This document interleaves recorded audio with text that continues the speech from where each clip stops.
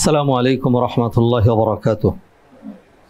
الحمد لله رب العالمين ولا عدوان إلا على الظالمين، وأصلي وأسلم على سيد المرسلين سيد الأولين والآخرين نبينا محمد بن عبد الله صلى الله تعالى عليه وعلى آله وصحبه وسلم تسليما كثيرا كثيرا. ثم أما بعد، يقول جل شأنه في القرآن الكريم بعد أعوذ بالله من الشيطان الرجيم: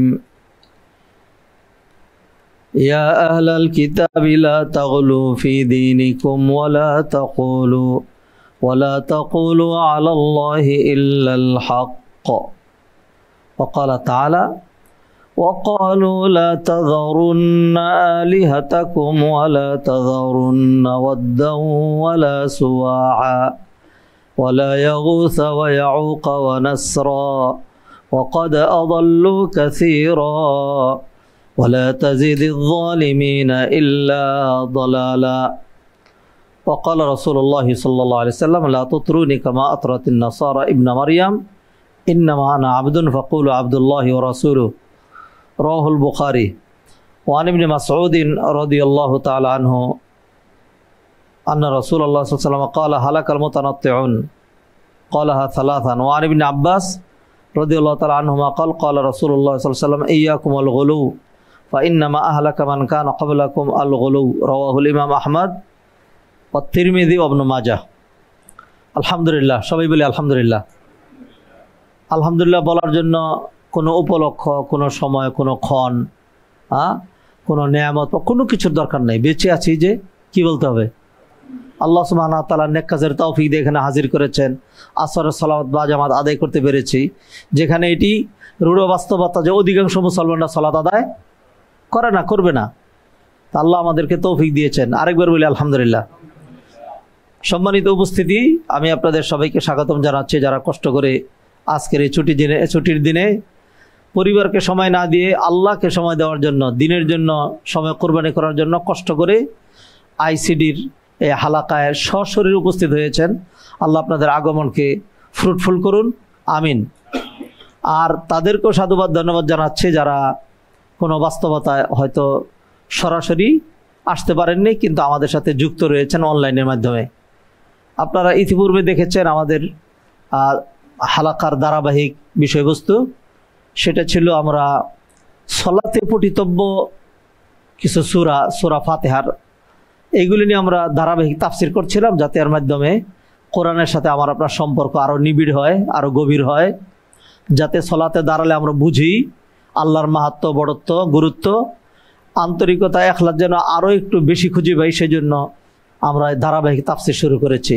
আজকেও সেই তাফসির হওয়ার কথা, কিন্তু জশ্নে জুলুসে ঈদে মিলাদুন্নবীর মিছিলের ভারে এবং সারা দেশব্যাপী, বরং পুরো ভারতবর্ষ, কিছু আরব কান্ট্রি সহ ইয়ামান, তারপর ইরাক, অনেক মুসলিম কান্ট্রি সহ আজকের যেই অবস্থা, আল ইহতিফাল বিয়াউমি ওয়ালাদাতিন নবী সাল্লাল্লাহু আলাইহি ওয়াসাল্লাম, নবীজির জন্মদিবস পালন নামে যেই গর্হিত অন্যায়, বাড়াবাড়ি, তারপরে হলো বিদআত, শিরকিয়াত, খুরাফাত, ভ্রষ্টতা, বন্ডামি যা হচ্ছে, সেই জন্য সময় দাবি করছে যে আজকে ধারাবাহিক তাফসির না করে এই বিষয় নিয়ে আমাদের ভাইদের জন্য কিছু সহি দিক নির্দেশনা কোরআন সুন্নাহর আলোকে আমরা ডিসকাস করি, যাতে এর মাধ্যমে আমাদের ঈমানটা আরও মজবুত হয় এবং আমরা এরই আলোকে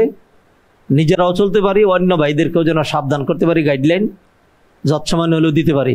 হেদায়েত কার হাতে? চেষ্টা কে করবে? আমরা চেষ্টা করব। আমাদের কাজ চেষ্টা করা। মানুষ জানলেই হেদায়েত পেয়ে যাবে, বিষয়টা এরকম না। হেদায়েতটা আল্লাহর নির্বাচন। নবীজিকে আবু তালেব কি কম চিনছে নাকি? অনেক চিনেছে। ইব্রাহিম আলাইহিস সালামকে তার বাবা দেখে নাই, চিনে নাই? আসিয়ারে তার স্বামী ফেরাউন চিনে নাই, ভালো করে চিনে নাই?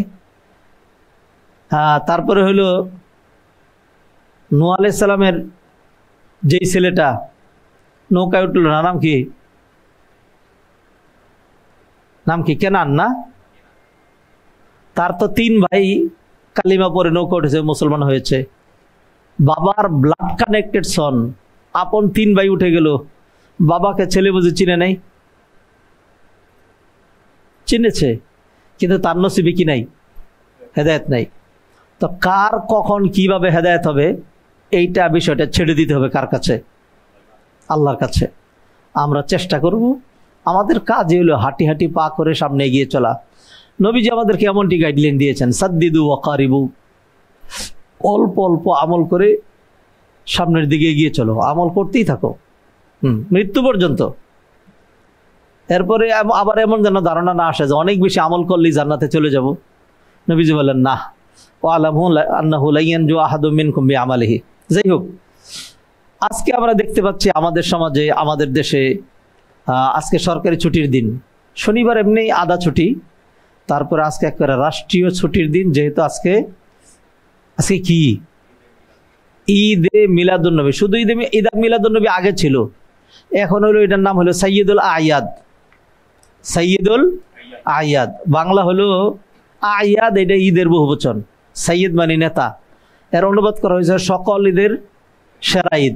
সকল ঈদের সেরা ঈদ মানে ঈদুল ফিতর, ঈদুল আদহা, এইগুলির চাইতে আরো অনেক বড় ঈদ হলো আজকের যেই ঈদে মিলাদুন্নবীর ঈদ।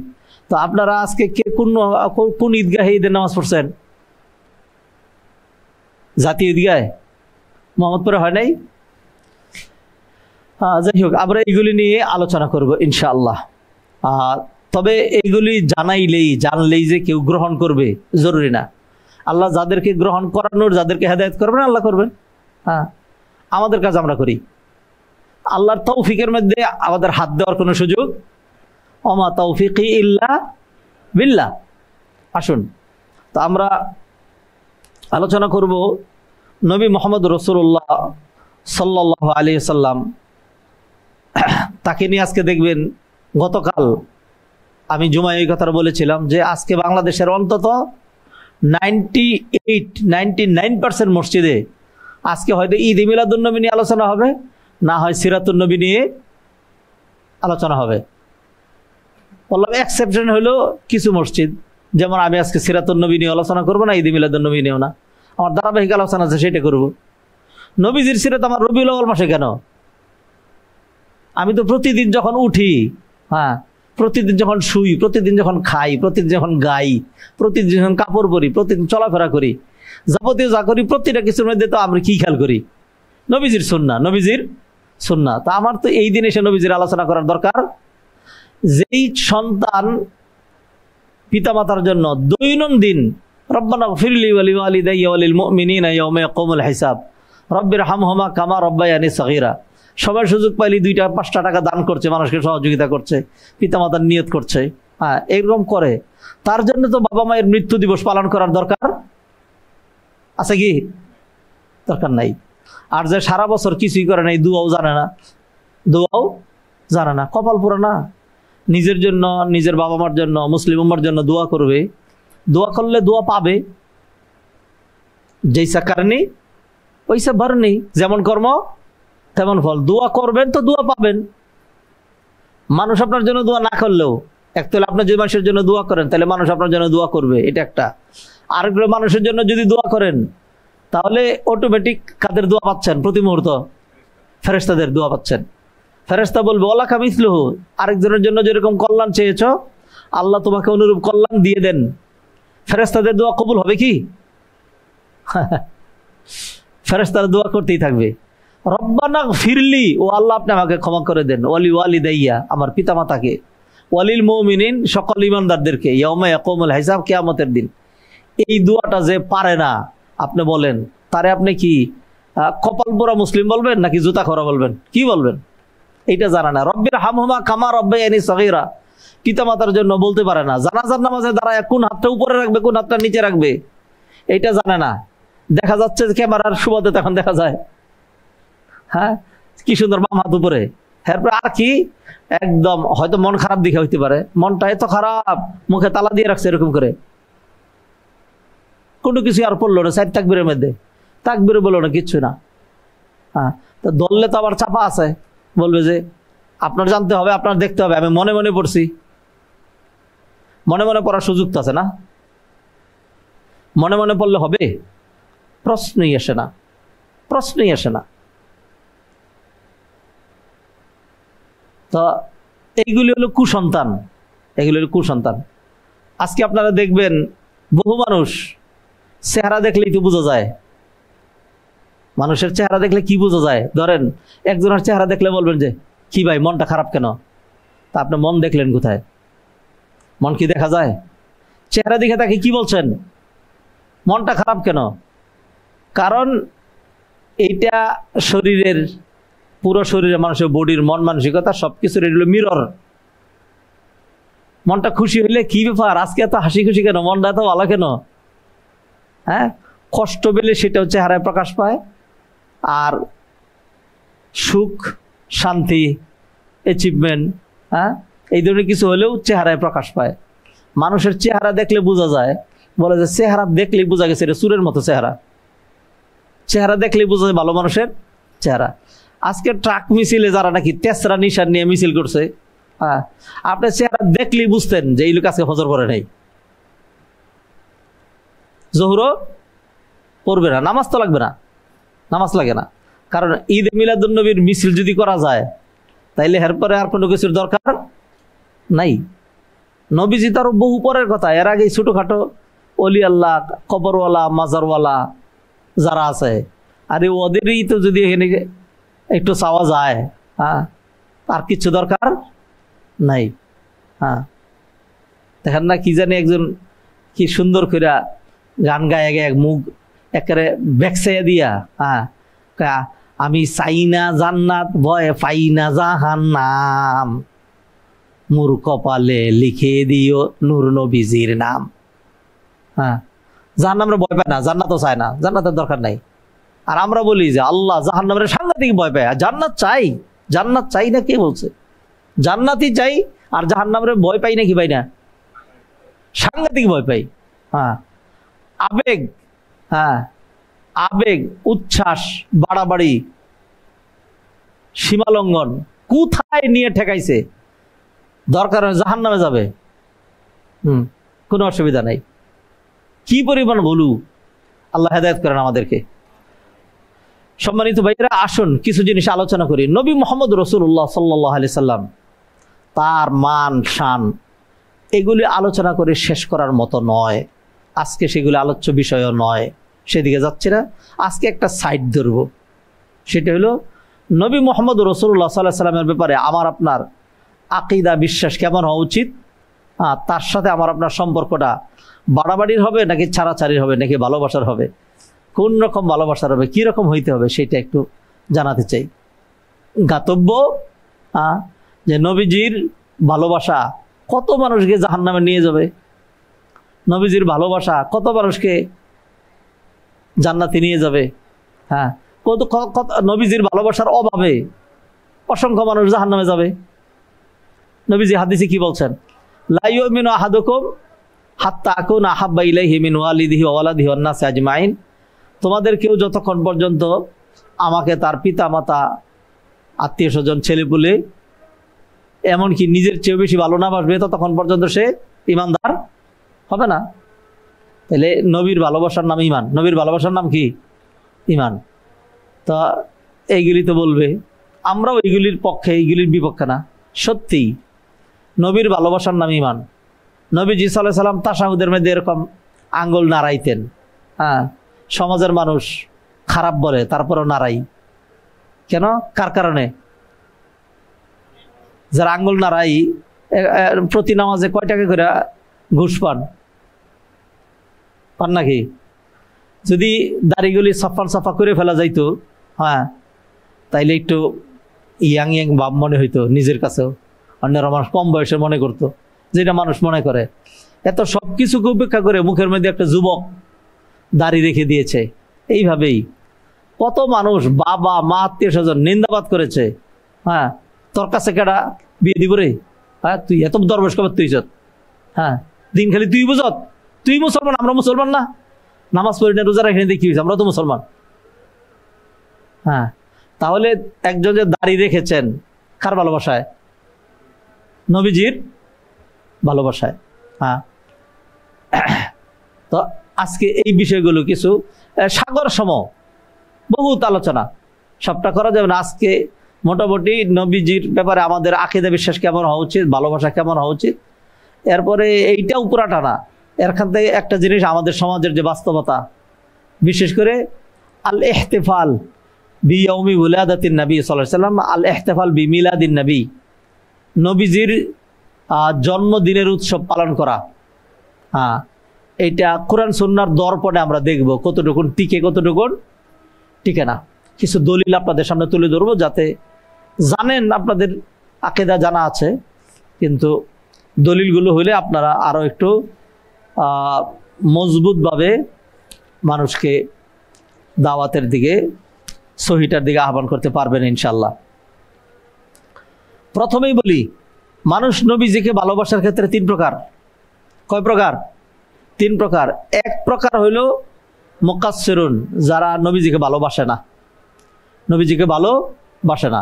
নবীজিকে ভালোবাসে না তো তার ঈমান নাই। তার কি নাই? ঈমান নাই।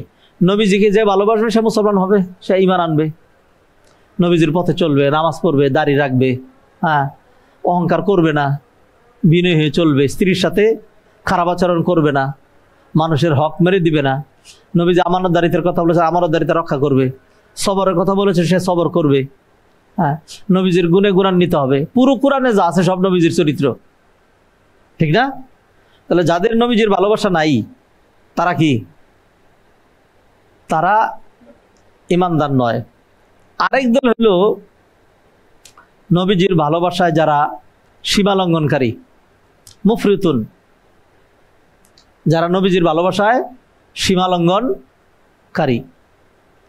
যারা সীমালঙ্ঘনকারী, এই তাদের সীমালঙ্ঘনের স্তর অথবা সীমালঙ্ঘনের রং ডং অনুযায়ী সে হয়তো বেদাতি হবে, অথবা মুশরিক হবে, হয়তো জাহান্নামে যাবে, অথবা কবিরা গুনাহ করবে। তার বাড়াবাড়ি অনুযায়ী সেটার ফয়সালা করা হবে, সামনে আলোচনা করবো এটা। আরেক দল হলো যারা নবীজিকে ভালোবাসে কিভাবে? কোরআন সুন্নাহর আলোকে। নবীজি যেইভাবে ভালোবাসা শিখিয়ে গিয়েছেন, আল্লাহ কোরআনে যেরকম বলছেন, কুল ইন কুনতুম তুহিব্বুনাল্লাহ ফাত্তাবিউনি, ইতাআতের মাধ্যমে, অনুসরণের মাধ্যমে। নবীজি যেমন হাদিসে বলছেন, মান আহাব্বা সুন্নতি ফাকাদ আহাব্বানি, যে আমার সুন্নার ভালোবাসলো সে আমাকে কি করলো? ভালোবাসলো। ওমান আহাব্বানি কানা মাই ফিল জান্নাহ, আর যে ব্যক্তি আমাকে ভালোবাসলো সে আমার সাথে কোথায় থাকবে? জান্নাতে থাকবে। এক ব্যক্তি নবীজির কাছে একবার আসলেন, এসে বললেন, ইয়া রাসূলুল্লাহ আখবিরনি মাতাস সাআহ, কিয়ামত কখন হবে? তো নবীজি খুব জোরে একটা ধমক দিলেন, বললেন, ওয়াইলাক ওমাযা আ'দাত্তা লাহা, কিয়ামত কখন হবে এটা জানতে আসছো? কি প্রস্তুতি নিছো কিয়ামতের জন্য? কত রকম, কত কিছু জানার বিষয় আছে। আরে বেটা, কিয়ামতের বিষয় এটা না আমি জানি, না জিবরাইল জানে, কেউই জানে না। জিবরাইল আমার প্রশ্ন করছিল, তখন আমি বলছিলাম যে না, আমিও জানি না, আপনিও জানেন না। কিন্তু জিবরাইল উল্টা বলে নাই, আপনি জানেন না কিন্তু আমি জানি, এটা বলে নাই। বরং জিবরাইল বলছে, আচ্ছা ঠিক আছে, তাহলে কিয়ামতের নিদর্শন বলেন। তা তুমি সেই কিয়ামতের কথা জিজ্ঞেস করছো? বিরক্ত হলেন, ধমক দিলেন, রাগ করলেন। নবীজি বলেন, ওয়াইলাক ওমাযা আ'দাত্তা লাহা। তখন ওই লোক বলছে, মা আ'দাত্তু লাহা, আমি কিয়ামতের জন্য অধিক সালাত, সিয়াম, বহু আমল কিছুই প্রস্তুতি নিতে পারি নাই। তবে একটা, গায়রা আন্নী উহিব্বুল্লাহ ওয়া রাসূলা, আমি আল্লাহ এবং তার রাসূলকে অনেক ভালোবাসি। তখন নবীজি তাকে কি বলেছিলেন?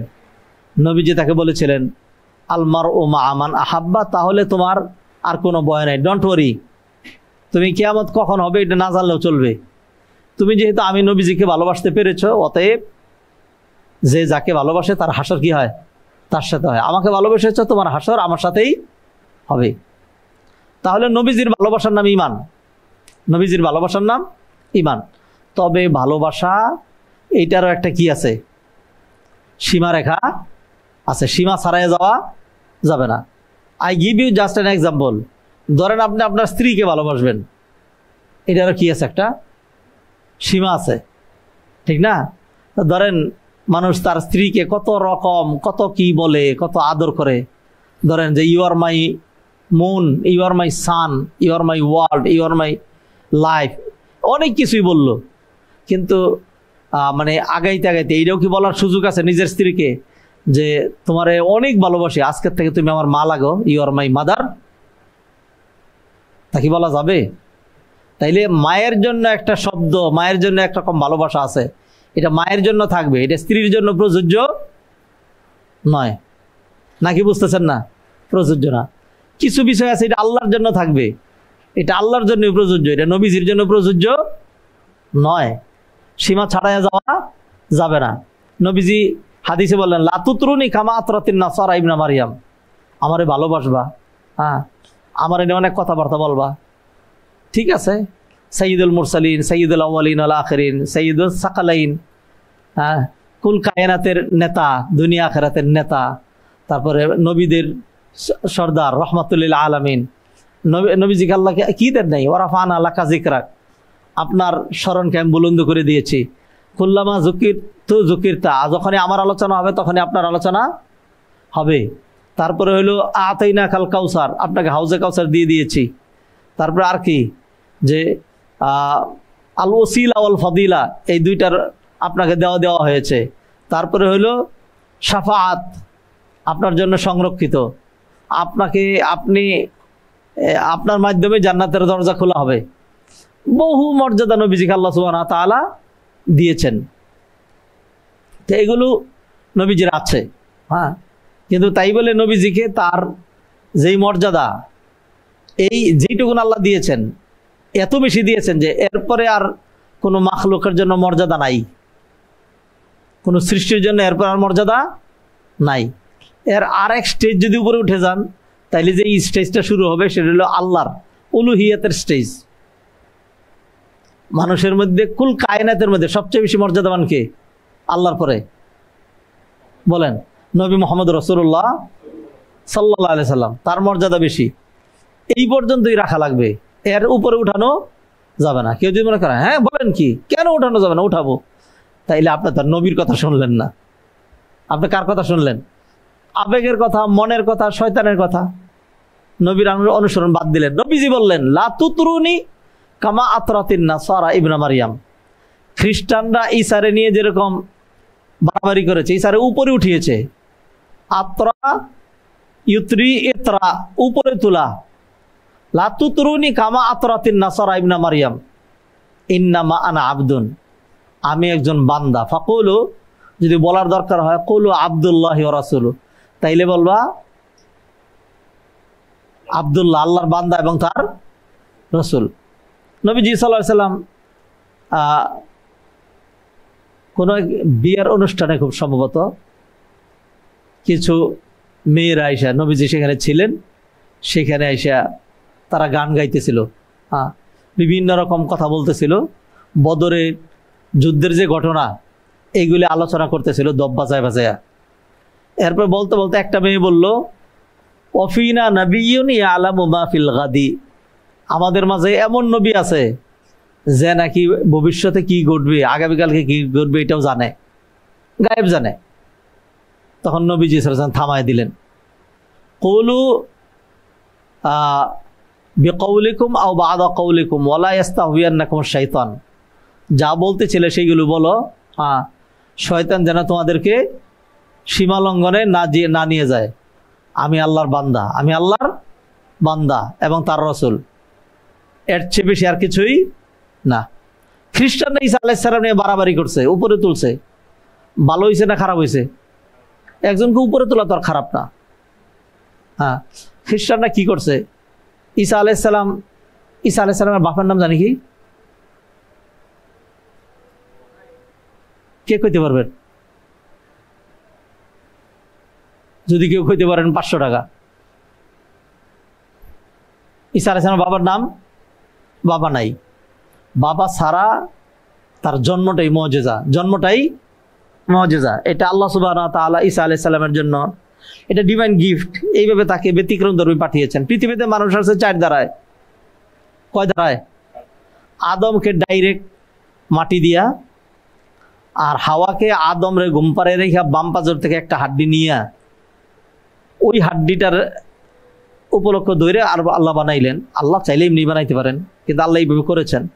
হ্যাঁ, এগুলো দুই প্রকার। আর বাকি সকল মানুষ হলো বাবা মায়ের মিলনের মাধ্যমে শুক্রাণু ডিম্বাণুর মানে দুটোর মিলনে ডিম্বাণুর মধ্যে শুক্রাণু প্রবেশ করে, পরে সেটাকে আল্লাহ ধীরে ধীরে তার অর্ডারে ধীরে ধীরে বড় করেন। এইভাবে একটা মানুষ, আমি আপনি সবাই আমার এই উদাহরণ। এগুলো তিন প্রকার। আর চতুর্থ হলো মায়ের পেটেই, হ্যাঁ মায়ের পেটেই ডিম্বাণুর মধ্যেই তিনি হয়েছেন, তবে ডিম্বাণুর মধ্যে শুক্রাণু প্রবেশ করে নাই, খালি ঢুকছে কোন, কি ঢুকছে কোন। ইন্নামা আমরুহু ইন্না মাসালা ঈসা ইনদাল্লাহ কামাসালা আদম খালাকাহু মিন তুরাব সুম্মা ক্বালা লাহু কুন। হ্যাঁ, ইয ক্বালাতিল মালায়েকাতু ইয়া মারইয়ামু ইন্নাল্লাহা ইউবাশশিরুকি বিকালিমাতিম মিনহু।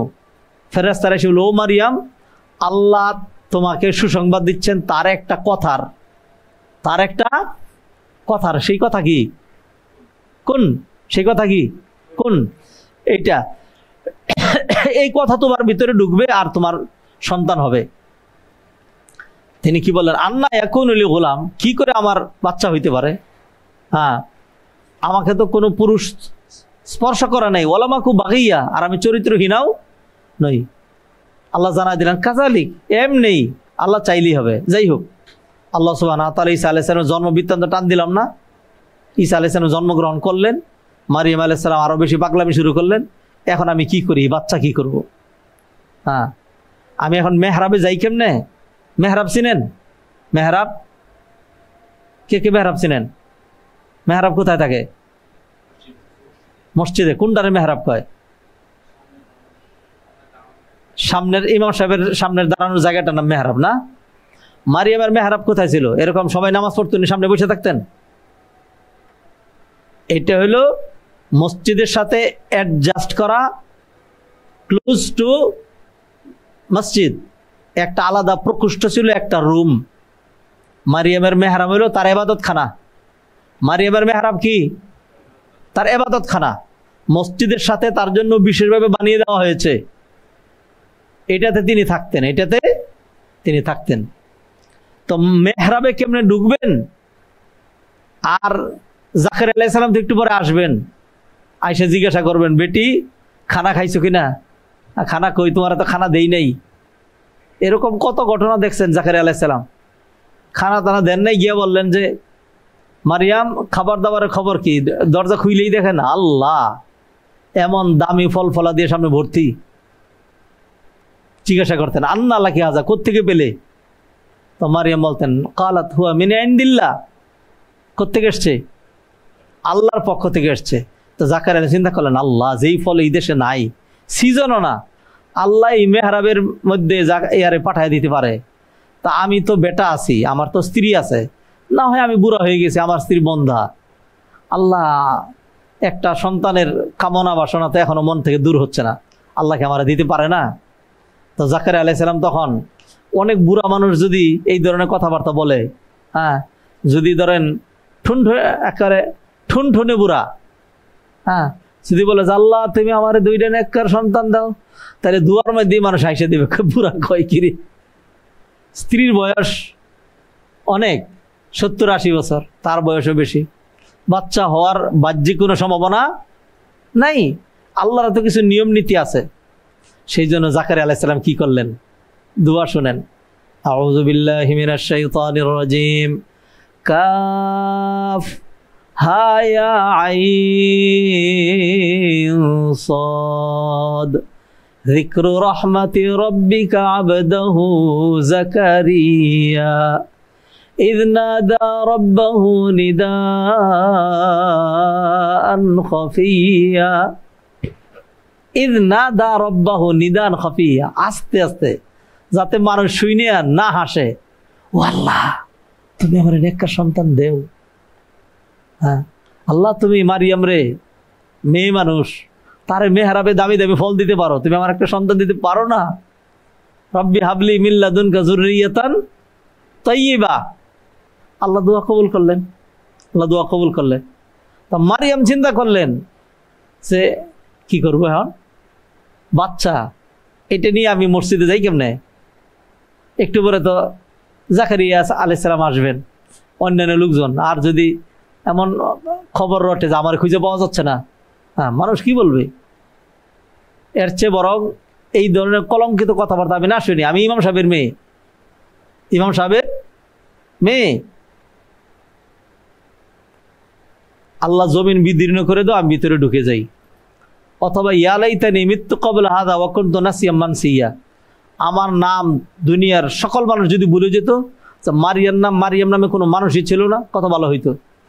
আল্লাহ ডাক দিয়ে বললেন, মারিয়াম পাগলামি করো না, তোমার পিছনে আল্লাহ আছেন। হ্যাঁ, আল্লাহ এটাকে একটা বড় নিদর্শন বানাইতে চান। বরং তুমি টায়ার্ড, তুমি ক্লান্ত, হ্যাঁ, সবেমাত্র তোমার বাচ্চা হয়েছে, তুমি আগে শক্তি অর্জন করো, শক্তি সঞ্চয় করো, খেজুর খাও, পাকা খেজুর খাও। তো পাকা খেজুর কিভাবে? খেজুর গাছে ওঠা খুব সহজ নাকি? যে মেয়েটার মাত্র বাচ্চা হয়েছে এখন সে খেজুর গাছে উঠতে পারবে? মুফাসসিরিন কেরাম বলছেন যে আল্লাহর নির্দেশ মোতাবেক আল্লাহ এক ধরনের ওহী তার কাছে পাঠাইলেন, তিনি খেজুর গাছের গোড়ায় এরকম টুকা দিলেন। আল্লাহ সুবহানাহু ওয়া তাআলা পাকা পাকা খেজুর তার সামনে ফালাইলেন। আল্লাহ বলেন, ফাকুলি ওয়াশরাবি ওয়াকাররি আইনা, খাও, তারপরে হলো শক্তি সঞ্চয় করো, চক্ষু জোড়াও, আর মেহরাবেও যাওয়া দরকার নেই, মসজিদে ঢোকা দরকার নেই। এবার বাচ্চা কুলে নিয়ে শহরে ঢুকবা। কোথায়?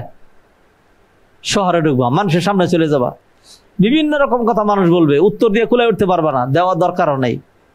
যদি কথা বলা দরকার হয়, তুমি খালি বলবা যে আমার সাথে না, এই যে বাচ্চার সাথে, মাত্র যে বাচ্চা হয়েছে। হ্যাঁ,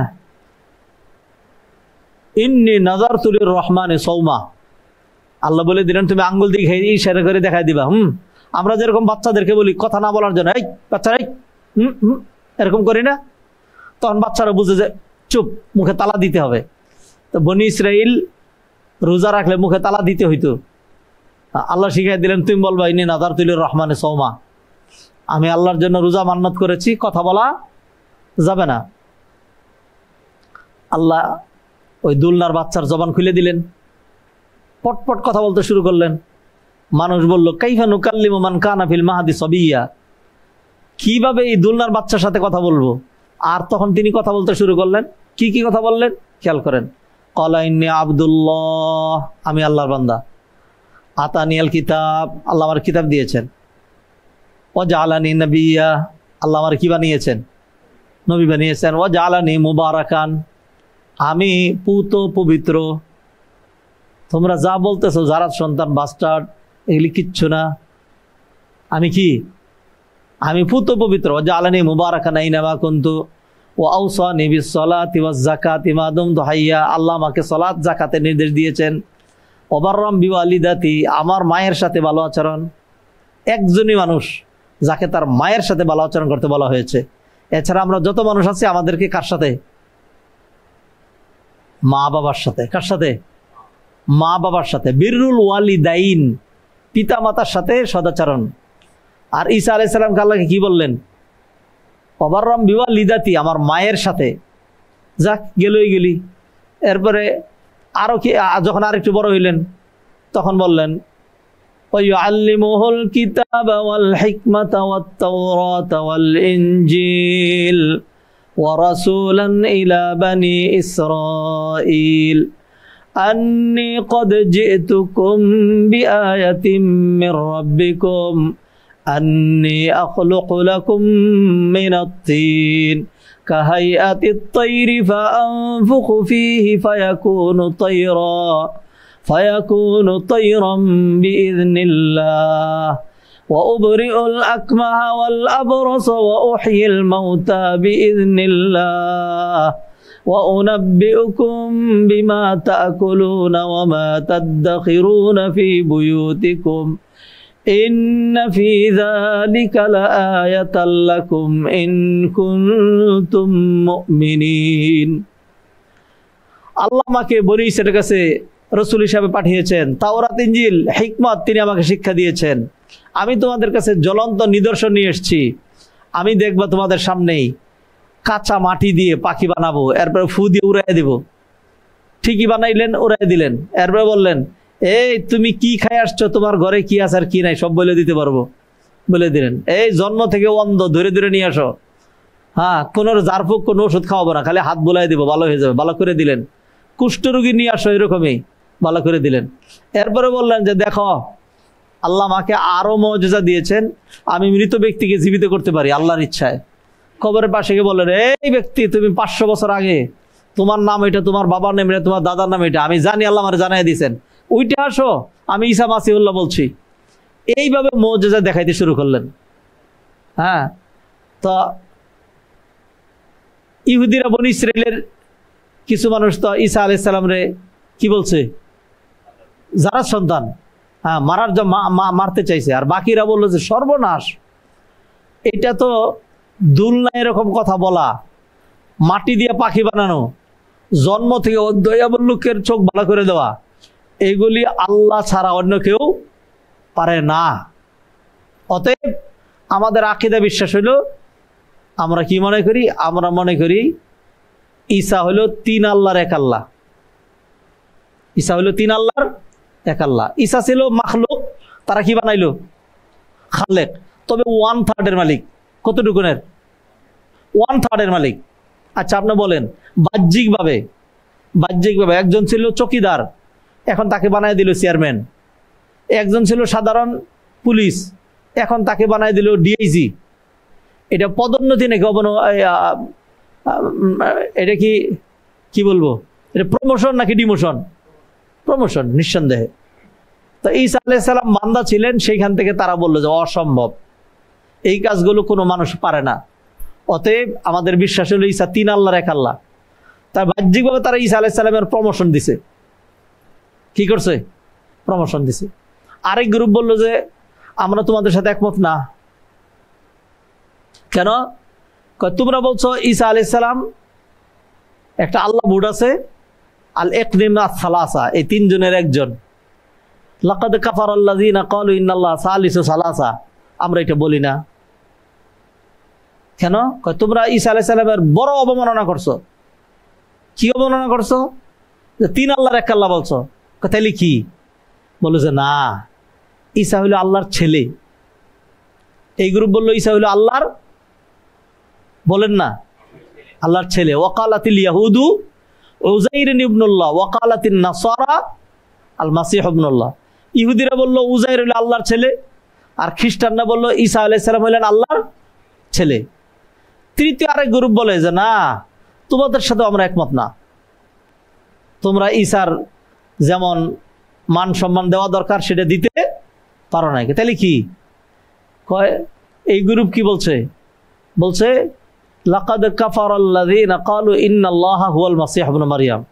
ঈসা, আমার দিকে তাকান, ঈসা 3 আল্লাহর এক আল্লাহও না, আল্লাহর ছেলেও না। তাহলে কি? ঈসা কমপ্লিট আল্লাহ, ঈসাই আল্লাহ, ঈসাই কি আল্লাহ। এইভাবে খ্রিস্টানরা 3 ভাগে বিভক্ত হয়ে, কেউ ঈসারে 3 আল্লাহর এক আল্লাহ মনে করে, অন্য আরেকটা গ্রুপ কি মনে করে? আল্লাহর ছেলে। আরেকটা গ্রুপ কি মনে করে? সেই আল্লাহ। আমাদের মধ্যে কিছু পার্থক্য আছে না? হ্যাঁ, ধরেন একজন মনে করে তাশাহুদে আঙ্গুল একবার উঠাইতে হবে, আরেকজন মনে করে আঙ্গুল নাড়াইতে থাকতে হবে। কিছু মানুষ হলো হানাফি, কিছু মানুষ হলো শাফি, কিছু মানুষ মালিকি, এরকম আছে না? তো খ্রিস্টানদের মধ্যে এরকম গ্রুপ আছে। বাহ্যিকভাবে যদি মূল্যায়ন করি তাহলে দেখব তারা ঈসা আলাইহিস সালামকে নিচে নামায় নাই, কি করছে? উপরে উঠিয়েছে। উপরে উঠানোর কারণে শরীয়তের দৃষ্টিতে বিষয়টা কি হয়েছে, ভালো না খারাপ? শরীয়তের দৃষ্টিতে কি হয়েছে? খারাপ। ধরেন আমি জুতারে কদর করে মাথায় নিলাম, কাজ ভালো হয়েছে না খারাপ হয়েছে? খারাপ হয়েছে। হ্যাঁ, নবীজি সাল্লাল্লাহু আলাইহি ওয়াসাল্লাম কি বললেন এবার হাদিস শুনে? লা তুতরুনি কামা আতরাতিন নাসারা ইবনে মারইয়াম। খ্রিস্টানরা ঈসাকে যেইভাবে উপরে তুলেছে, তোমরা আমাকে ওইভাবে উপরে তুলবা না। এই হাদিসটা মনে রাখেন। নবীজি কি নিষেধ করলেন? খ্রিস্টানরা ঈসা আলাইহিস সালাম যেরকম উপরে তুলছে, তোমরা আমাকে এরকম উপরে তুলবা না। মনে রেখেন হাদিসটা গেল। এটা একটা উদাহরণ দিয়ে নিই মাঝখানে। দেখবেন জায়গায় জায়গায় বিভিন্ন জায়গায় দেয়ালে লেখা আছে এইখানে পেশাব করবেন না, এইখানে পেশাব করবেন না। দেখছেন এরকম কোনো জায়গা? কেন এটা লেখে? যেহেতু এখানে পেশাব করে। কোন মসজিদের ভিতরে মেহরাবের এখানে লেখা দেখছেন যে এইখানে পেশাব করবেন না? দেখছেন কি? কেন দেখেন নাই? কেন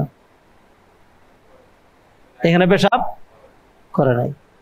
নবীজি সাল্লাল্লাহু আলাইহি সাল্লাম যে বললেন, লা তুতরুনি কামা আতরাতিন নাসারা ইবনে মারইয়াম, খ্রিস্টানরা ঈসারে নিয়ে যেরকম বাড়াবাড়ি করেছে তোমরা আমাকে নিয়ে এরকম বাড়াবাড়ি করো না, আমার ওইরকম উপরে তুলো না। কেন বললেন?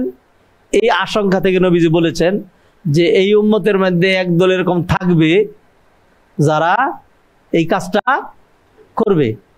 সেই কথাটা নবীজি আরেকটা হাদিসে বললেন, লা তাত্তাবিউন্না সুনানা মান কানা ক্বাবলাকুম হাযওয়াল কুযযাতি বিল কুযযাহ হাত্তা লাউ দাখালু জুহরা দাব্বিন লা দাখালতুমু। তোমাদের মধ্যে একটা গ্রুপ ইহুদি খ্রিস্টানরে এমন ভাবে অনুসরণ করবে, অবশ্যই অনুসরণ করবে একেবারে যে হাযওয়াল কুযযাতি বিল কুযযাহ, বর্ষার দুইটা ফলা, বর্ষার দুই ফলা, একটা হলো 1 ইঞ্চি আরেকটা হলো 10 ইঞ্চি, এরকম নাকি সমান সমান। আরেকটা উদাহরণ দিলেন, হাযওয়ান নালি বিন নাল, দুই পায়ের জুতা যেরকম সমান, ডাইন পায়েরটা 43, তাহলে বাম পায়েরটা কত? ডাইন পায়েরটা 42, বাম পায়েরটা কত? 42।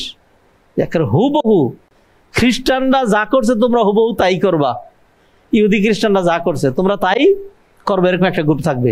এগুলো দুইটা হাদিস মনে রাখেন। 3 নাম্বার আরেকটা হাদিস নবীজি বললেন, লা তাজালু তাইফাতুম মিন উম্মতি যাহিরিনা আলাল হাক্কি মানসুরাতিন ইলা ইয়াউমিল কিয়ামা লা ইয়াদুরু মান খাযালাহুম হাত্তা ইয়াতি আমরুল্লাহ। কিয়ামত পর্যন্ত আমার উম্মতের একটা দল কিয়ামত পর্যন্ত হকের উপরে অবিচল, অটল, অনড়, দৃঢ় থাকবে। যারা তাদেরকে লাঞ্ছিত করার চেষ্টা করবে বিন্দুমাত্র তাদেরকে কিচ্ছু করতে পারবে না, যতক্ষণ না আল্লাহর সাথে সাক্ষাৎ হবে অথবা কিয়ামত ঘটে যাবে। কিয়ামত পর্যন্তই একটা গ্রুপ। তাহলে নবীজির 3টা হাদিস খেয়াল করেন। এক হাদিসে নবীজি বললেন এক গ্রুপ কিয়ামত পর্যন্ত হকের উপরে থাকবে। দ্বিতীয় হাদিসে বললেন এক গ্রুপ ইহুদি খ্রিস্টানদের হুবহু অনুসরণ করবে। তৃতীয় হাদিসে নবীজি বললেন তোমরা খ্রিস্টানরা ঈসা আলাইহিস সালামের যেরকম উপরে তুলছে আমার এরকম উপরে তুলো না। হ্যাঁ, এই হাদিস 3টা একসাথে মিলে যদি আমরা ডিসকাস করি তাহলে দেখা যাবে যে ঈসা আলাইহিস সালামের উম্মতেরা ঈসা আলাইহিস সালামকে নিয়ে যেরকম বাড়াবাড়ি করেছিলেন, বাড়াবাড়ি করার রেজাল্ট কি হয়েছিল? যারা বলছেন 3 আল্লাহর এক আল্লাহ, তারা কি করছেন? শিরিক। আর যারা বলছেন ঈসা আলাইহিস সালাম আল্লাহর ছেলে, তারা কি করছেন? শিরিক। আর যারা বলছেন ঈসা আলাইহিস সালাম আল্লাহ, তারা কি করছেন? শিরিক। বুঝেন নাই? তো ধরেন আমি বলি, একজনে লোহার রড দিয়ে আরেকজনের মাথার মধ্যে অথবা গাড়ির মধ্যে দিছে বাড়ি, হ্যাঁ, ফুলে গেছে, একটু একটু রক্ত বেরোয়েছে অথবা বেরোয় নাই, হ্যাঁ, পরে মরে গেছে, জান বেরিয়ে গেছে। আরেকজনরে কারেন্টের শক দিয়া, হ্যাঁ, এরকম দাফরাইতে দাফরাইতে জানটা বেরিয়ে গেছে। আরেকজন পানির ভিতরে ডুব দিয়া পানিতে পড়ে গিয়া পানি খাইতে খাইতে ফুলে গেছে, জান বেরিয়ে গেছে। আরেকজন পুইরা চামড়া টামড়া সব এমন ভাবে চলে গেছে চিনা যাচ্ছে না। আরেকজনের উপরে ছাদ ভেঙে পড়ছে, একেবারে চ্যাপটা লেগে গেছে। হ্যাঁ, আরেকজনের উপরে দিয়ে ট্রাক গেছে, জান বেরিয়ে গেছে। হ্যাঁ, একজনের মাথার উপরে পাথর পড়ছে 5 টন, মরে গেছে। আরেকজনের মাথার উপর পাথর পড়ছে 10 টন, মরে গেছে। আরেকজনের মাথার উপরে পাথর পড়ছে 15 টন, মরে গেছে। এই সবকটার রেজাল্ট কি? একটা রেজাল্ট। সবকটার রেজাল্ট কি? একটা। নাকি এরকম যে আলহামদুলিল্লাহ ওর ছেলের মাথার উপরে পাথর পড়ছে 10 টন, আমার ছেলের মাথার উপরে পাথর পড়ছে 5 টন। এটা আমাদের মূল্যায়ন করা যাইতো, আলাদা পার্থক্য করা যাইতো যদি না মরতো। যদি কি না মরতো, যদি এরকম হয় যে একজনের 2টা পাই ভেঙে গেছে, যাক আলহামদুলিল্লাহ, আমার তো অন্তত তার মতো 2 পা ভাঙে নাই, আল্লাহ আমারে বাঁচাইছেন। এইখানে পার্থক্য আছে। হায়াত থাকলে তা যদি জান চলেই যায় তাইলে আর মাঝখানে কি কোন পার্থক্য নাই। তাইলে যারা কি করলো, ঈসা আলাইহিস সালাম 3 আল্লাহর এক আল্লাহ বানাইলো, আল্লাহর ছেলে বানাইলো অথবা আল্লাহ বানাইলো, এটা যেরকম শিরিক, এটা যেরকম কি শিরিক। যেই বেটা শাহজালালের দরগায় গিয়ে বলে যে ও বাবা শাহজালাল, তোমার দরবারে আইছি, খালি হাতে যাবো না।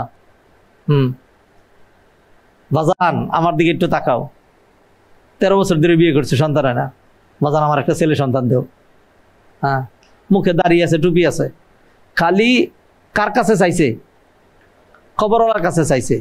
তা চাওয়ার মাধ্যমে সে কি করছে? কি করছে? শিরিক করছে। তা এখন আপনি যে কর যে আরে তারা আল্লাহর ছেলে বানায় শিরিক করছে, আরে মাত্র চাইয়া শিরিক করছে, দুই শিরিকের মধ্যে কি আছে? পার্থক্য আছে। হ্যাঁ পার্থক্য আছে, আমি পার্থক্য দেখাই। ধরেন এই যে ফ্যানটা চলতেছে, যে এটা কারেন্টের একটা লাইন দিয়ে তো চলতেছে, ঠিক না? পাওয়ার হাউসের সাথে যতক্ষণ সম্পর্ক আছে ততক্ষণ এটা চলবে। আমার আপনার পাওয়ার হাউসের সাথে, আল্লাহর সাথে যতক্ষণ সম্পর্ক আছে ততক্ষণ ঈমান আছে। লা ইলাহা ইল্লাল্লাহ ফামান ইয়াকফুর বিত-তাগুত ওয়া ইউমিন বিল্লাহ, যে গায়রুল্লাহকে অস্বীকার করলো, এক আল্লাহর প্রতি ঈমান আনলো, ফাকাদ ইসতামসাকা বিল উরওয়াতিল উসকা, এমন এক মজবুত রশি ধরলো, লা ইনফিসাম লাহা, যেটা ছিঁড়ে যাওয়ার নয়। তা ধরেন তাওহীদের একটা রশি, ধরেন পাওয়ার হাউসের সাথে কানেক্টেড একটা কারেন্টের তার। এখন এই তারটা যদি এক জায়গায় কাটিয়ে দেওয়া হয়, মাত্র এক জায়গায় কাটিয়ে দেওয়া হয়েছে, হ্যাঁ, তাইলে এই ফ্যান, লাইট, এসি এগুলি চলবে? চলবে না। আর যদি 10 জায়গায় কাটা হয় তবু চলবে না। আচ্ছা, একটা তার 10 জায়গায় কাটা, হ্যাঁ, ধরেন শামীমের বাসার তারটা 10 জায়গায় কাটা, এই জন্য ওনার বাসার এসি চলছে না, ফ্যান চলছে না, লাইট জ্বলছে না। আর আলহামদুলিল্লাহ আমার বাসার তারটা মাত্র এক জায়গায় কাটা, সেই জন্য এসি চলে না, লাইনের ফ্যান আর লাইটগুলো জ্বলতেছে। বুঝেন নাই? আবার বলি, আমার বাসার কানেকশনটা মাত্র এক জায়গায় কাটা, ডিসকানেক্টেড, সেই জন্য এসি চলে না, ফ্যান আর লাইটগুলো চলতেছে। কি বলেন? আরে না সম্ভব। আপনারা মাজারে সেজদা দিয়া গায়রুল্লাহর কাছে চাইয়া যে শিরিক করেন, হ্যাঁ, আপনারা তো খ্রিস্টানদের মতো এত খারাপ না যে তারে আল্লাহর ছেলে বানাইছেন। নবীরে তো আল্লাহর ছেলে বলে নাই আমাদের উম্মতের কেউ। তাইলে নবীজি যে বললেন যে তোমরা ইহুদি খ্রিস্টানের হুবহু অনুসরণ করবে, এর অর্থ কি? এর অর্থ হইল তারা যেরকম শিরিকে লিপ্ত হয়েছে, তোমরাও নবীকে নিয়ে বাড়াবাড়ি করে কি হবে? শিরিকে লিপ্ত হবে। স্বরূপের মধ্যে পার্থক্য কি?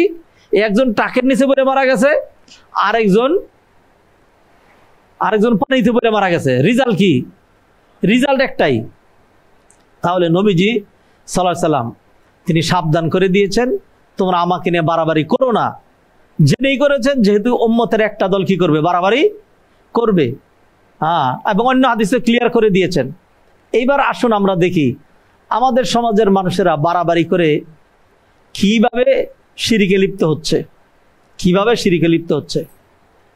শিরিক কাকে বলে? শিরিক হইল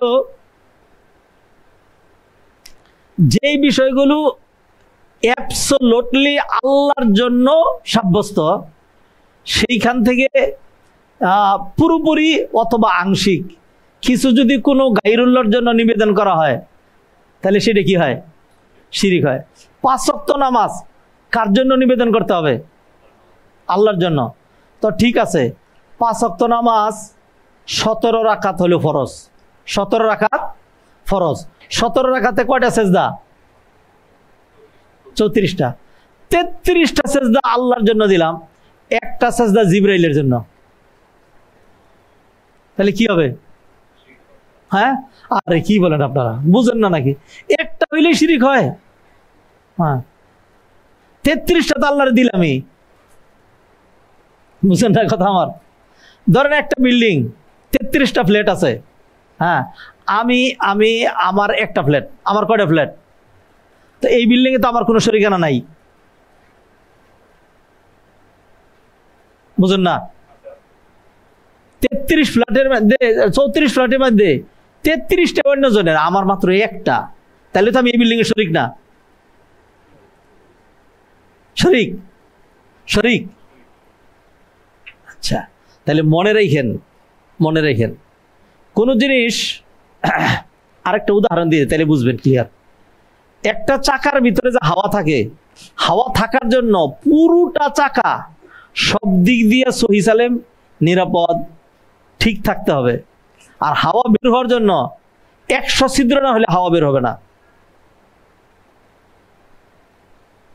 100 ছিদ্র হইলে তারপরে হাওয়া বের হবে, 4-5টা ছিদ্র হইলে কোনো সমস্যা নাই। কি বলেন আপনারা? একটা হইলেই? আপনারা কি মাঝে মাঝে একটু বেইনসাফি কথাবার্তা বলেন কিনা জানি না। ধরেন আমি অজু করছি, পুরো চেহারা ঠান্ডা পানি দিয়ে 3 বার করে ধুইছি, কুলিও করছি, নাকেও পানি দিছি, 2টা হাতি ধুইছি, মাথা মাছে করছি, পা ধুইছি। এরপরে হঠাৎ করে দেখা গেল যে আমার পায়ের গোড়ালির নিচে এখানে কষ্টেপ লাগা ছিল, অল্প একটু জায়গা, খুব বেশি না, আধা ইঞ্চির মতো, হ্যাঁ, এই জায়গাটা পানি ঢুকে নাই, অজু হয়েছে তো? হ্যাঁ, আল্লাহ, এত কিছু ধুইলাম, এত কষ্ট করলাম, অল্প জায়গায় পানি লাগা নাই, সেই জন্য আমার অজু হবে না? উদাহরণগুলি যদি বুঝেন, আমি আমার ভাইদের বোঝার জন্য সেই কথা বলি। ভাই, ইমান বের হওয়ার জন্য বিশাল বড় খুরুল অথবা বিশাল বড় খন্দক, হ্যাঁ, ফাঁক ফোকর লাগে না। একটা পেরেক যদি কোনো রকম ঢুকে তাইলে হাওয়া বেরিয়ে যাবে। অজু ভাঙ্গার জন্য বিশাল বুম ব্রাস্টিং একটা বায়ু নির্গত হইতে হয় না। ছোট্ট কোনো রকম কেউ শুনুক না শুনুক, আপনি জানলেন একটা ছোট্ট বায়ু যদি নির্গত হয়, যেটার সাউন্ড নাই, গন্ধও নাই, এরকম কোনো বায়ু নির্গত হলে অজু ভাঙে? শরীয়ত কি বলে? আমার তো মনে হয় ভাঙে না। ভাঙে? ভেঙে যায়। তাহলে হিন্দুরা যেরকম শিরিক করে, মূর্তি পূজা করে, খ্রিস্টানরা যেরকম শিরিক করছে, ঈসারে আল্লাহর বেটা বানাইছে, হ্যাঁ, কোন মুসলমান এই নবীর উম্মত তারা যদি শিরিক করতে চায় তাইলে হুবহু মূর্তি পূজা করা লাগবে, অথবা এই কথাই বলা লাগবে নবীজি আল্লাহর ছেলে। এটা জরুরি না, নট নেসেসারি। হ্যাঁ, কি করলে শিরিক হবে? যদি নবীজির জন্য এমন কোন বিষয় সাব্যস্ত করা হয় যেটা আল্লাহর জন্য, ওইটা গায়রুল্লাহর জন্য সাব্যস্ত করলে কি হয়? শিরিক হয়। নবীজি গায়েব জানেন, নবীজি গায়েব জানেন, এটা কি শিরিক? কেন? আল্লাহ ছাড়া অন্য কেউ? আচ্ছা, তারপরে নবী জিন্দা নবী। কি নবী? জিন্দা নবী। নবী মারা যায় নাই, নবী মরতে পারে না, এটা কি শিরিক? কারণ জীবিত, এই অর্থে জীবিত, এটা আল্লাহর বৈশিষ্ট্য। হ্যাঁ, এই অর্থে বুঝেন। কিন্তু আমার দিকে তাকান, আমি আপনি জীবিত না মরা? এই মুহূর্তে জীবিত না মরা? আর আল্লাহ সুবহানাহু ওয়া তাআলা চিরঞ্জীব, জীবিত তো। আল্লাহু লা ইলাহা ইল্লাহু আল হাই, এটা শিরিক হবে না, এটা শিরিক হবে না। শামীম ভাই কি চোখে দেখেন নাকি দেখেন না? আল্লাহ দেখেন, ইন্নাল্লাহ সামিউন বাসিরুন। আপনি কি কানে শুনতেছেন? আপনি শুনেন, আল্লাহ শুনেন, আল্লাহ দেখেন। অতএব আপনি যে বলছেন আপনি শুনেন, দেখেন, আপনি শিরিক করছেন। কথা কি বুঝছেন? হ্যাঁ, এইটা শিরিক হবে না। কারণ কি? কারণ হলো ওনার যে শোনা, ওনার যে দেখা। শামীম ভাই, দেয়ালের পিছনে কি আছে দেখতেছেন? হ্যাঁ, ছাদের উপরে কি উঠছে দেখতেছেন? এয়ারপোর্টের আওয়াজটা শুনতেছেন?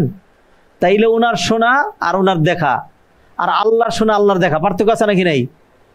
যদি এই অর্থে কেউ জীবিত বলে যে আল্লাহ যেরকম জীবিত নবী ওরকম জীবিত, নবী মারা যায় না, মারা যাইতে পারে না, তাহলে এটা কি শিরিক? এটা আল্লাহর বৈশিষ্ট্য। আল্লাহ বলছেন আল্লাহু লা ইলাহা ইল্লাহু আল হাইয়ুল কাইয়ুম, আল হাইয়ুল কাইয়ুম। তা আমাদের সমাজে মানুষগুলো নবীজি সাল্লাল্লাহু আলাইহি ওয়াসাল্লামকে নিয়ে এইভাবে বাড়াবাড়ি করে শিরিকের দ্বারস্থ হচ্ছে। বাড়াবাড়ির যে কত রকম সুরত। হ্যাঁ, আমরা আজকে জশ্নে জুলুসে ঈদে মিলাদুন্নবী এগুলো নিয়ে কথা বলবো, কিন্তু কিছু বিষয় না টেনে ডাইরেক্ট সেখানে যেতে পারছি না। নবীজি সাল্লাল্লাহু আলাইহি ওয়াসাল্লামকে নিয়ে বাড়াবাড়ি, নবীজিরে কি এটা মনে করা যায় নবীজি মানুষ না? নবীজি কি না? মানুষ না। তারপরে হলো নবীজির হাজির নাজির মনে করা। কি মনে করা? হাজির নাজির, যে কোনো জায়গায় নবীজি হাজির হইতে পারে। সেই জন্য যখন মিলাদ পড়ে, আজকে তো ঘরে ঘরে মিলাদ হবে, আজকে কি হবে? ঘরে ঘরে মিলাদ হবে। চট্টগ্রামের দিকে ওই দিকে দেখবেন দামি সুন্দর উপযোগী চেহারা, একদম হাইফাই, চেহারা একটা খালি রাখবে। আকীদা কি? নবী যে আসবে মিলাদের সময়, আসলে নবী মানুষ দাঁড়ায় থাকবে, বেয়াদবি না, যাতে বসতে পারে সেজন্য একটা চেয়ার রাখে। এরপরে হলো ক্লাসে শিক্ষক ঢুকলে আমরা দাঁড়াই, আদব দেখাই। নবী যে আসতেছেন, বসে থাকলে খারাপ দেখা যায় না, সেই জন্য দাঁড়ায় কিয়াম করা লাগে। হ্যাঁ, এই যে ভ্রান্ত ধারণাগুলো, ভ্রান্ত আকীদাগুলো, এই আকীদাগুলোই মানুষকে কোন দিকে নিয়ে যায়? শিরিকের দিকে নিয়ে যায়। নবীকে নিয়ে এরকম বাড়াবাড়ি করা যে কি বলে, নবী খুদা নেহি, খুদা সে বলেন না কেন পরে, খুদা সে জুদা বি নেহি, নবী আল্লাহ না, তবে আল্লাহ থেকে আলাদাও না, আল্লাহ থেকে আলাদাও না। তারপর আমরা আল্লাহরে ডাকি কিছু পাওয়ার জন্য, তা আল্লাহকে বাদ দিয়ে যখন এরকম ডাক দেওয়া হয়, হ্যাঁ, কি নারে তাকবীর, আল্লাহু আকবার, মানে তাকবীর ধ্বনি দাও, নারা মানে ধ্বনি, হ্যাঁ, তাকবীর ধ্বনি, তা আমরা বলি আল্লাহু আকবার। হের বলে নারে রিসালাত, রিসালাতের ধ্বনি। তা রিসালাতের ধ্বনি কি? আমি যেটা বুঝি, রিসালাতের ধ্বনি হলো, যদি তাকবীর ধ্বনি হয় আল্লাহু আকবার, আল্লাহই বড়, আল্লাহই সবচেয়ে বড়, তাইলে রিসালাতের ধ্বনি কি? মুহাম্মদুর রাসূলুল্লাহ, মুহাম্মদ আল্লাহর রাসূল, মুহাম্মদ আল্লাহর রাসূল, এটা হলো রিসালাতের ধ্বনি। কিন্তু আমাদের দেশে যখন নারায়ে তাকবীর আল্লাহু আকবার বলে, এরপর রিসালাতের ধ্বনিতে কি বলে? নারায়ে রিসালাত, ইয়া রাসূলুল্লাহ, ইয়া রাসূলুল্লাহ, ও আল্লাহর রাসূল, ও আল্লাহর রাসূল। নারায়ে তাকবীরের মধ্যে যদি বলতেন ইয়া আল্লাহু আকবার, ইয়া আল্লাহ, যদি বলতেন ইয়া আল্লাহ, আর নারায়ে রিসালাতের মধ্যে বলতেন ইয়া রাসূলুল্লাহ, প্রথমটা ইয়া আল্লাহ, পরেরটা হলো ইয়া রাসূলুল্লাহ, তাইলে সমান সমান হইতো। তাইলে কি হইতো? সমান সমান, তাইলেও শিরিক হইতো। কিন্তু আপনি কি করছেন? আল্লাহর 1 ডিগ্রি নিচে রাখছেন, আল্লাহ সবচেয়ে বড়। আর যখন নবীজির প্রশ্ন আসছে, তখন আরো 3 ডিগ্রি বাড়ায় দিয়ে বলছেন নারায়ে রিসালাত, ইয়া রাসূলুল্লাহ, ও আল্লাহর রাসূল। এই যে নেদা, এটাকে বলে নেদাউল ইস্তেগাসা, সাহায্য চাওয়ার ডাক, সাহায্য চাওয়ার ডাক। হ্যাঁ, তো এইভাবে আমাদের সমাজে বাড়াবাড়ি করে আজকে মানুষ শিরিকের দ্বারস্থ হয়ে বহু মানুষ মুশরিক হয়ে যাচ্ছে। মুশরিক হওয়ার জন্য দাড়ি কাটতে হয় না, মুশরিক হওয়ার জন্য নামাজ ছাড়তে হয় না, মুশরিক হওয়ার জন্য জুব্বা খুলতে হয় না, মাথায় সবুজ পাগড়ি মুশরিক হওয়ার পরিপন্থী নয়, হজ করা মুশরিক হওয়ার পরিপন্থী নয়, আল্লাহরে বিশ্বাস করা, আখিরাত বিশ্বাস করা মুশরিক হওয়ার পরিপন্থী নয়। মুশরিক কাকে বলে? কেউ যদি একটা ক্ষুদ্র বিষয় যেটা আল্লাহর জন্যই ন্যস্ত হবে, সেটা গায়রুল্লাহর জন্য ন্যস্ত করে, তাহলে এটার নামই কি? এটার নামই কি? শিরিক। তাই নবীজি সাল্লাল্লাহু আলাইহি সাল্লামকে নিয়ে এইভাবে বাড়াবাড়ি করে আমাদের সমাজের মানুষগুলো শিরিক হচ্ছে। যাই হোক, আমার হাতে আর আধা ঘন্টা সময় আছে, 5:45 পর্যন্ত আলোচনা করবো ইনশাল্লাহ। এই বাকি সময়টুকুন আজকের যেই বিভৎস চিত্র, আজকের যেই বিষয়গুলো, আমরা এইগুলো নিয়ে আলোচনা করতে চাই। আজকের যেই দিবস, ও বারবার আর 2-1টা চিত্র বলি। আমাদের সমাজে কি বলে? নবীজিরে ডাকে, নবীজিরে ডাকে ইয়া রাহমাতাল লিল আলামিন।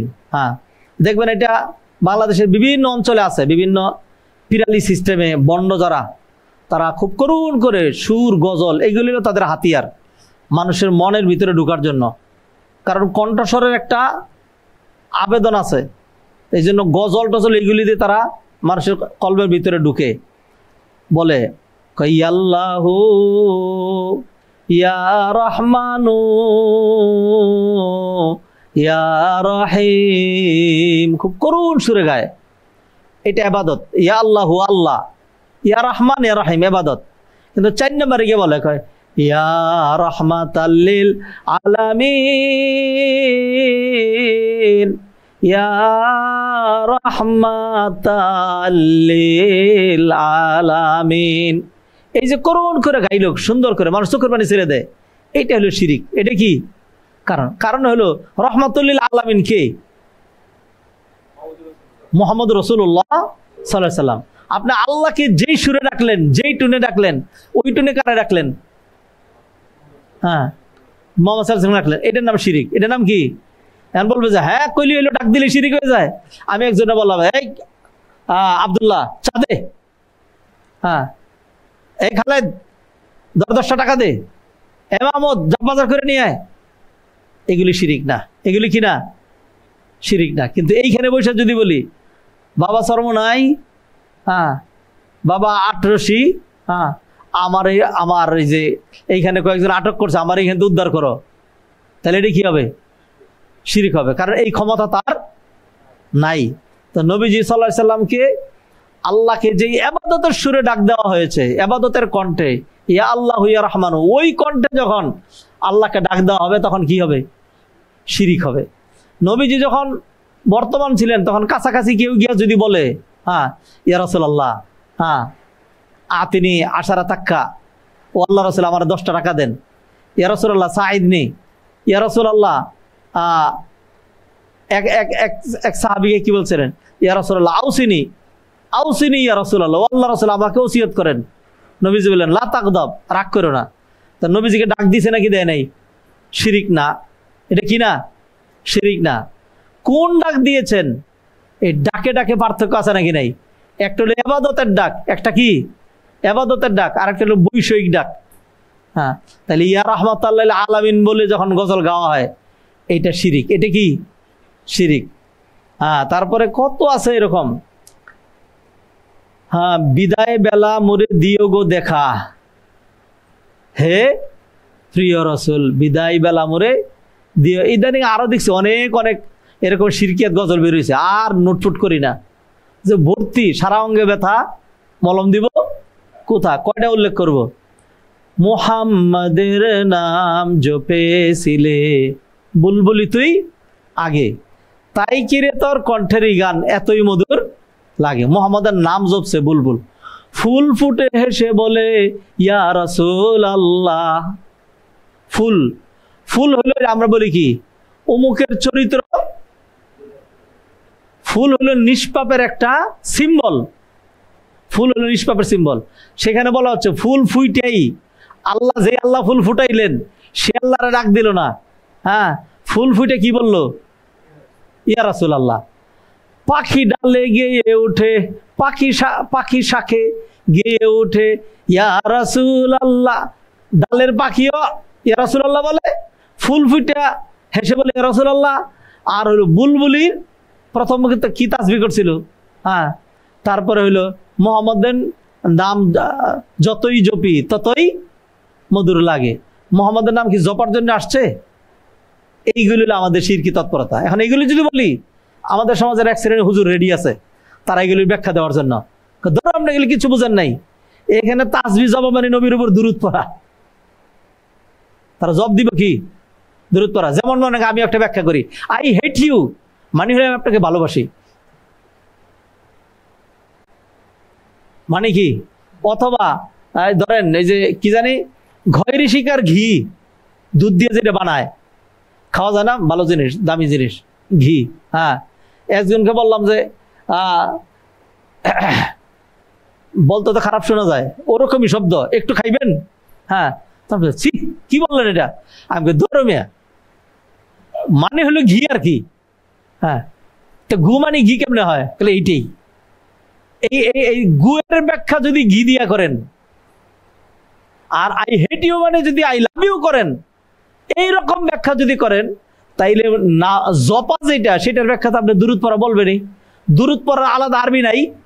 তাসবিহ মানে কি? আল্লাহ কোরআনে কি বলছেন? সাব্বিহ ইসমা রাব্বিকাল আলা ওয়াসাব্বিহু বুকরাতাও ওয়াসিলা। আল্লাহ নিজে বললেন ইয়া আইয়ুহাল্লাযীনা আমানু সাল্লু আলাইহি ওয়া সাল্লিমু তাসলিমা। নবীজি বললেন মান সাল্লা আলাইহি মাররাতান, একটি বারও আল্লাহ এবং রাসূল কেন তার নামের ক্ষেত্রে, নবীজির নামের ক্ষেত্রে সাব্বিহ সাব্বিহ ইসমা মুহাম্মদ সাবাহান ওয়া আশিয়া কেন আল্লাহ বললেন না? একটি বারও কোথাও নাই কেন? খামাখা এই ধরনের ব্যাখ্যা করবে, শিরিক করবে, আবার এগুলোর ভ্রান্ত ব্যাখ্যা করবে। মানে হলো চুরির চুরি, আবার কি সিনাজুরি। যাই হোক, আল্লাহ হেদায়েত করুক। আমাদের কাজ হলো বলা, দরিয়ে দেওয়া। কেউ যদি গ্রহণ করেন করলেন, যদি না করেন তিনিও স্বাধীন। আল্লাহ আমাদেরকে মাথায় বাড়ি দেওয়ার জন্য পাঠান নাই। আল্লাহ বলছেন ফাযাক্কির ইন্নামা আনতা মুযাক্কির লাস্তা আলাইহিম বিমুসাইতির স্মরণ করায় দাও, এটাই তোমার কাজ। তোমাকে পুলিশ বাহিনী করে পাঠানো হয় নাই। এবার আসুন, আজকে যেই দিবসটা, আজকে কত তারিখ? 12ই রবিউল আউয়াল। 12ই রবিউল আউয়াল কি? 12ই রবিউল আউয়ালে নবীজি সাল্লাল্লাহু আলাইহি ওয়াসাল্লাম নিশ্চিতভাবে 12ই রবিউল আউয়ালে নবীজি মৃত্যুবরণ করেছেন, 100% অথেন্টিক। এই দিনে নবীজি মৃত্যুবরণ করেছেন। অতএব যেহেতু নবীজি মৃত্যুবরণ করেছেন, চলে গিয়েছেন নবীজি, সেই জন্য আমরা খুব খুশি, সেই জন্য ট্রাক মিছিল করি। সেই জন্য কি করি? ট্রাক মিছিল করি। কারণ নবীজির জন্ম নিয়ে এখানে একতলাপ আছে। সবচেয়ে বেশি বিশুদ্ধ যেটা, সেটি হলো নবীজির জন্ম 9 তারিখে, রবিউল আউয়ালের 9 তারিখে। আর অন্যান্য মত আছে, 12ই রবিউল আউয়ালের মতো আছে। গেল এটা। অতএব যেই দিন নবীজি জন্মগ্রহণ করেছেন, আবার ওই দিন নবী মৃত্যুবরণ করেছেন, যদি নবীর জন্মদিনটা খুব খুশির হয়, তাহলে নিঃসন্দেহে নবীর মৃত্যুবরণের দিনটা দুঃখের, ঠিক না? তাইলে এই দুইটা কি যা দাঁড়ায়, সেটা হলো প্লাস এবং মাইনাস, দুইটাই কি হয়ে গেল? আমার 2 টাকা আয়, আবার 2 টাকা ব্যয়, তাহলে কি হয়ে গেছে? 0 হয়ে গেছে, কিচ্ছু নাই। এই দিনে নবীজি জন্মগ্রহণ করেছেন, অতএব আনন্দ করার কথা ছিল, কিন্তু আনন্দ করতে পারলাম না, যেহেতু এই দিনে নবীজি মৃত্যুবরণ করেছেন। যদি আনন্দ করি, তাহলে আলটিমেটলি এটা বোঝা যায় যে দিন নবী চলে গেছেন সেই দিন আমি খুশি, ঠিক না? অতএব এটা করা যাবে না, নাম্বার 1। নাম্বার 2, আজকের যেই দিনটাকে ঈদে মিলাদুন্নবী বলা হচ্ছে, ঈদ এটা হলো একটা শারঈ বিষয়। এটা কি শারঈ বিষয়, শরীয়ত সম্মত বিষয়। এইটা আমার আপনার মুফতি, মৌলবী, হুজুর আমাদের নির্ধারণ করার, বানানোর, আবিষ্কার করার কোনো সুযোগ নাই। যদি ধরেন বাংলাদেশ সরকার কিছু আলেম ওলামা নিয়ে যদি এটা ফাইনাল করে যে এইবার রমাদানের ঈদটা খুব বর্ষা সিজনে পড়ে গেছে, মানুষের গ্রামগঞ্জে নামাজ পড়তে অনেক সমস্যা হয়, তো সেই জন্য আমরা সবাই ঐক্যমতভাবে ইসলামিক ফাউন্ডেশন থেকে আমরা একটা করেছি যে এইবার আমরা এই রোজার ঈদটা 15 দিন পরে উদযাপন করব। আমরা চাঁদ পুঞ্জিকে দেখছি, এরপর ওয়েদার খুব ভালো আছে, ঈদ উদযাপন করা হবে খুব রাষ্ট্রীয়ভাবে আমোদ ফুর্তি করে। এই দিন না, 15 দিন পরে। কোনো অসুবিধা আছে? করা যাবে। 1 সপ্তাহ পরে যদি করি, 3 দিন পর্যন্ত জায়েজ, এরপরে তো জায়েজ নাই। কি বলেন? 3 দিনে জায়েজ নাই। তাইলে আল্লাহ যেই দিন রমাদান শেষ, শাওয়ালের 1 তারিখেই কি করতে হবে? ঈদুল ফিতর উদযাপন করতে হবে। এরপরে ঠিক 2 মাস 10 দিনের মাথায় জিলহজ মাসের 10 তারিখে, আগের দিন হজ, তারপরে দিন কি? ঈদ, ঠিক কিনা? নির্ধারণ। যদি এইভাবে করা হয় যে এটার ঠেলে আরেকবার, অথবা রোজার ঈদের 2 মাস 10 দিনের মাথায় একটা ঈদ, এরপরে আর ঈদ নাই, 5 মাস পরে আমরা আরেকটা ঈদ বানায় নিলাম, এরকম বানানোর সুযোগ আছে? সুযোগ নাই। কোন দিন ঈদ হবে, কোন দিন ঈদ হবে না, এটা কে নির্ধারণ করে দিয়ে গিয়েছেন? নবী মুহাম্মদ রাসূলুল্লাহ সাল্লাল্লাহু আলাইহি ওয়াসাল্লাম নির্ধারণ করে দিয়ে গিয়েছেন। নামাজ ফরজ নাকি ফরজ না, কয় ওয়াক্ত, কয় রাকাত নামাজ, কোন দিকে পড়তে হবে, এটা কে ফাইনাল করে দিয়ে গেছেন? নবীজি সাল্লাল্লাহু আলাইহি ওয়াসাল্লাম, ঠিক কিনা? তাহলে ধর্মীয় যতগুলো বিষয় আছে, এগুলো আল্লাহ কোরআন নাজিল করেছেন। কোরআন আমরা বুঝতাম না, ওহি আমরা চিনতাম না, জানতাম না। সেই জন্য আল্লাহ একটা ব্যক্তি বাছাই করেছেন, যিনি মাঝখানে কি হবেন? ইন্টারপ্রিটেটর, যিনি আমাদেরকে বুঝাই দিবেন কোরআনের মডেল। সেই জন্য আল্লাহ তাকে বানিয়েছেন, মুজিজা দিয়েছেন, যাতে আমরা বুঝি না। তিনি রসুল, তিনি যেটা বলছেন নবীজি, আল্লাহ এটি সেই জন্য বলছেন, ইয়া আইয়ুহাল্লাযীনা আমানু আতিউল্লাহ ওয়া আতিউর রাসূল। আল্লাহর আনুগত্য করবে এবং আর কার আনুগত্য করবে? রসুল আনুগত্য করবে। অতএব যেহেতু ঈদটা শরীয় সম্মত একটা বিষয়, এটা একটা শারঈ পরিভাষা, অতএব যে কোনো দিনের ক্ষেত্রে ঈদ বলা, যে কোনো দিনকে ঈদ বানানো যাবে না, ঈদ বানানো যাবে না। বাংলাদেশ যেদিন স্বাধীনতা লাভ করছে, তাহলে ওই দিনে বলি যে এটা ঈদের দিন, বলা যাবে কি? আমার যেদিন সরকারি চাকরি হয়েছে, এটা আমার ঈদের দিন, বলা যাবে কি? আমার যেদিন ছেলে সন্তান জন্মগ্রহণ করেছে, ওইটা ঈদের দিন। আমি যেদিন সুন্দরী বউ বিয়ে করেছি, এটা আমার ঈদের দিন। এরকম প্রত্যেকে কি তার জন্য আলাদা ঈদের দিন বানাইতে পারবে? বানানোর সুযোগ নাই।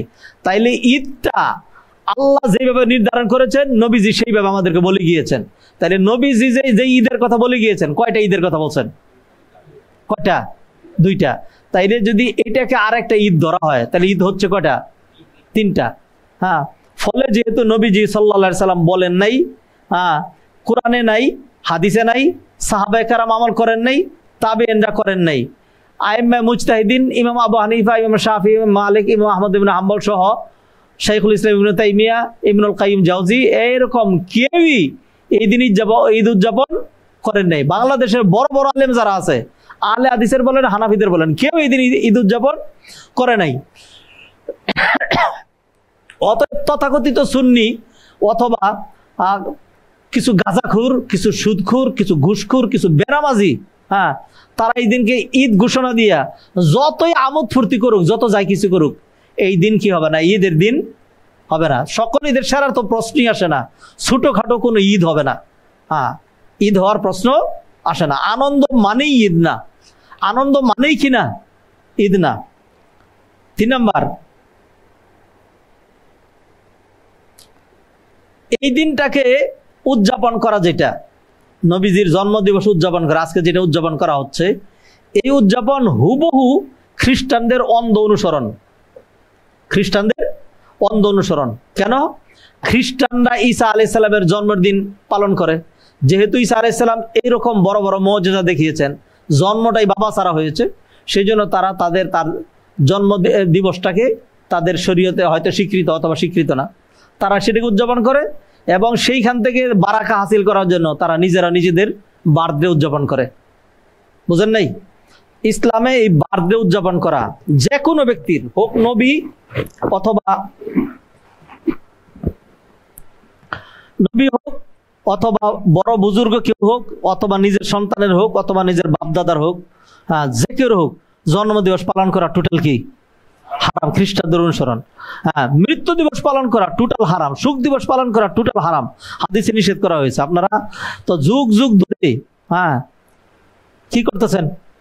পালন করতেছেন নাকি করতেছেন না? বেশ ধারণ করেন, কালো বেশ ধারণ করেন, হ্যাঁ, এগুলো আবার কওয়া যায় না, এগুলো করলে আবার খুব সমস্যা। হ্যাঁ, টোটাল হারাম। কারো জন্মদিবস, মৃত্যু দিবস পালন করা যাবে না, টোটাল হারাম। দলিল হলো নবীজির হাদিস, মান তাশাব্বাহা বিকওমিন ফাহুয়া মিনহুম, মান তাশাব্বাহা বিকওমিন ফাহুয়া মিনহুম। তাহলে এটা খ্রিস্টানদের অনুসরণ, সেই জন্য বাদ দিতে হবে। আমাদের দিন ইসলাম কি বলে? ইহুদি খ্রিস্টানদের অনুসরণ নাকি বিরুদ্ধাচরণ? গায়রিল মাগদুবি আলাইহিম ওয়ালাদ-দাল্লিন। হ্যাঁ, নবীজি আশুরার সিয়ামের ক্ষেত্রে কি বলছেন? সুমু ইয়াওমান ক্বাবলাহু আও ইয়াওমান বাদাহু খালিফুল ইয়াহুদ। ইহুদিদের বিরুদ্ধাচরণ করবে, আগে একদিন রোজা রাখবা আর না পরে আরেক দিন রাখবা। ইহুদিরা রাখে একটা, আমরা রাখবো কয়টা? 2টা।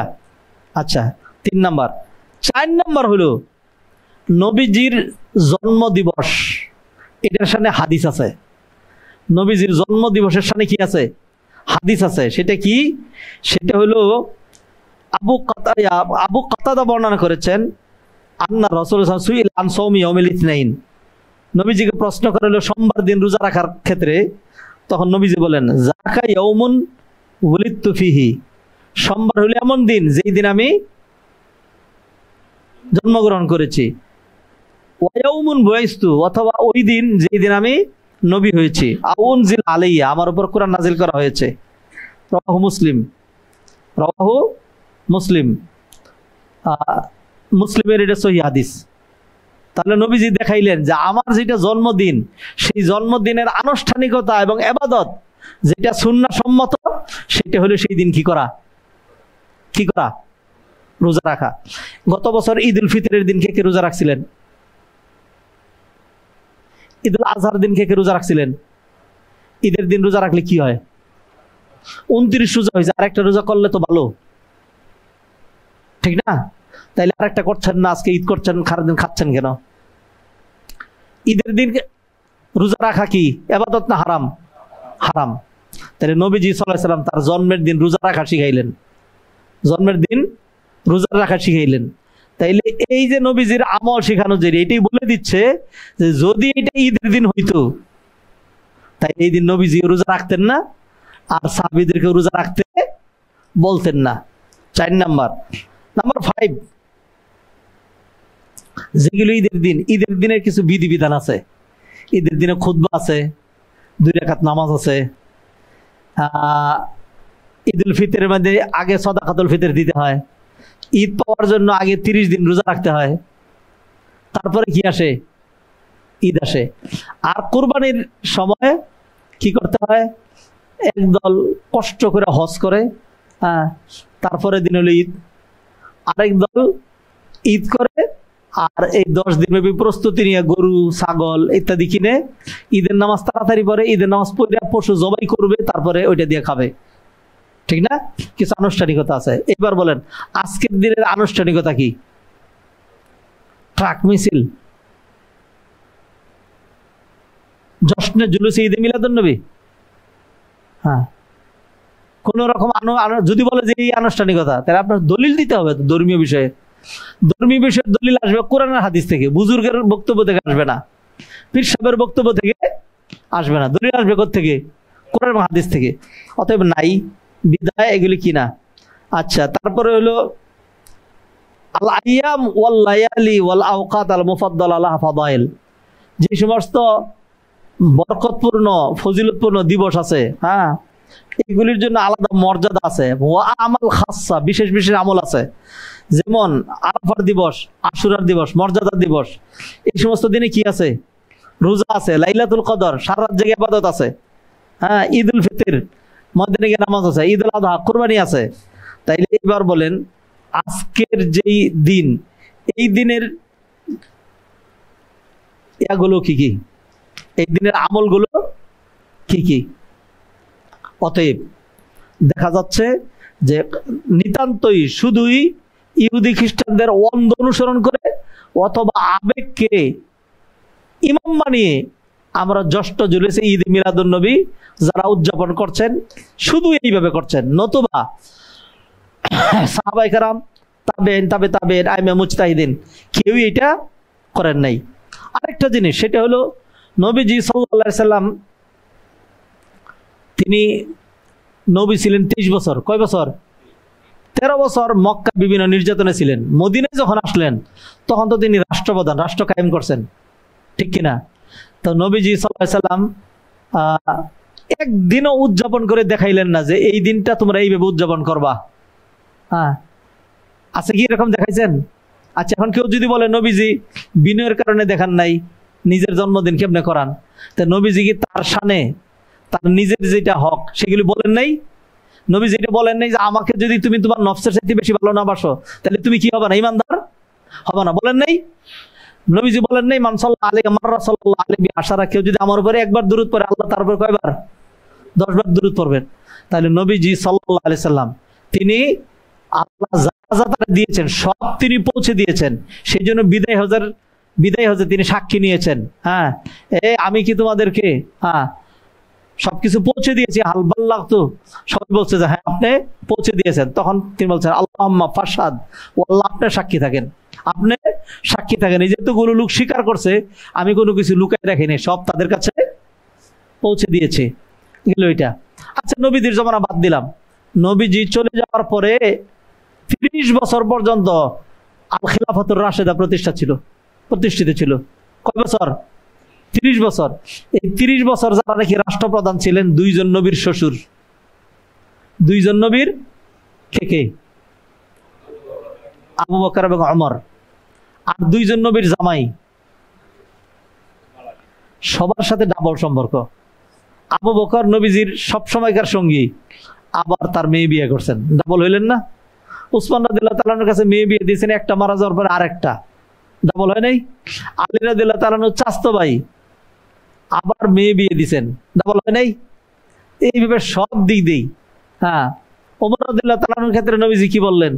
যে ওমর লাউ কানা বাদি নবিয়ান লাকানা ওমর নবিয়ান, আমার পরে কেউ কেউ যদি নবীর ওয়ারিস হইতো তাইলে ওমর কি হইতো?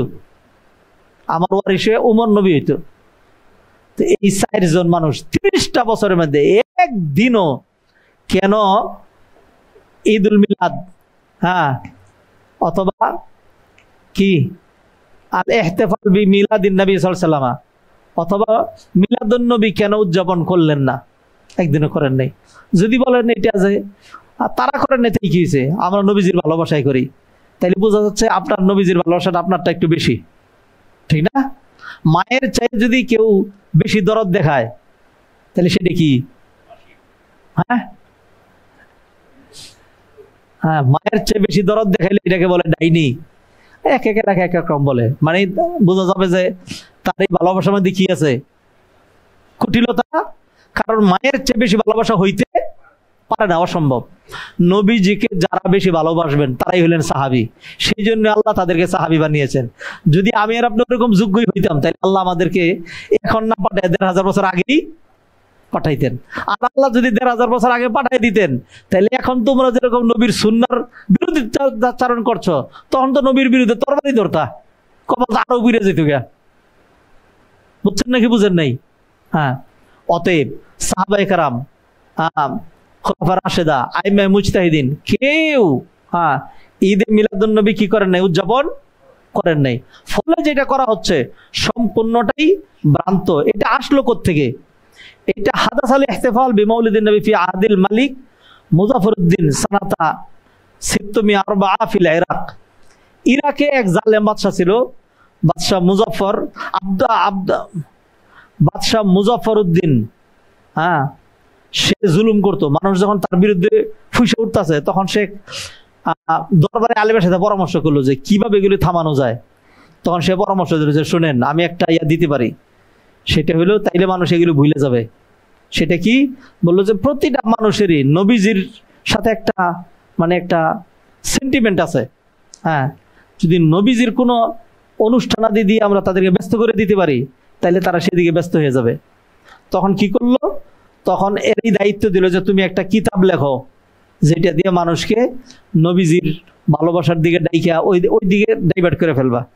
তখন সে কিতাব লিখলো, আবুল খাত্তাব ওমর ইবনে দেহিয়া, সে কিতাব লিখলো আত-তাফসীর ফি মাউলিদিন নবিয়্যিল বাশীর।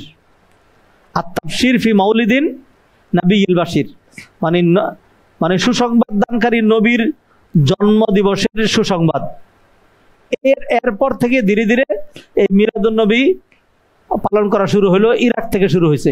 হ্যাঁ, মক্কায়, মদিনায়, ওই সমস্ত জায়গায় কোনোদিনই নবীজি সাল্লাল্লাহু আলাইহি ওয়াসাল্লামের মিলাদ হয় নাই। সম্মানিত ভাই ও বোনেরা, আমরা আমাদের হাতে আর সময় নাই, সেই জন্য শেষ করতে চাই।